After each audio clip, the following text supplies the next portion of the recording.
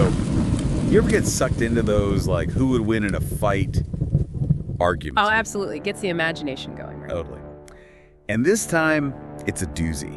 We're talking Hellboy versus Bruce Lee. Oh, wow. Okay, now that's a matchup. I mean, where do you even start with that? One's a demon with a fist the size of a car. The other's, well, Bruce Lee. Right, and that's what caught our eye with this source material. Yeah. The sheer contrast. Yeah, we're practically talking about different universes of power here.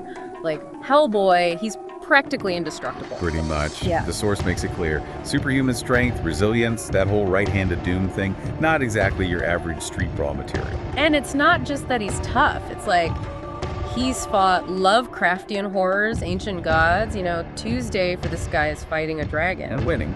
Don't forget, usually winning. Okay, but then you have Bruce Lee. And look, no disrespect to Hellboy's brawling, but Lee practically rewrote what fighting is. Right. And this source material really dives into that, the whole philosophy of Jeet Kune Do.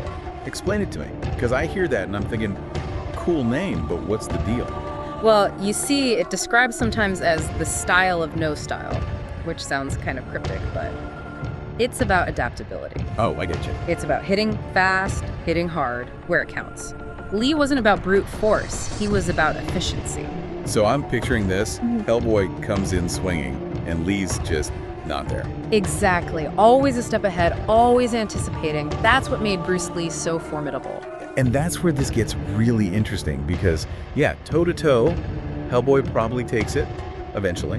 But this source made me think, could skill actually bridge that gap? That's the question, isn't it? And the source actually uses a really good analogy. Think about real-world fighters. You've got these smaller, seemingly outmatched opponents who use technique, timing. Right, like turning that size disadvantage around. Exactly. Judo, for example, it's about leveraging your opponent's weight against them. So it's less about can you hit harder and more about can you exploit the other guy's weakness. Which suddenly makes this matchup way more complex, right? Totally.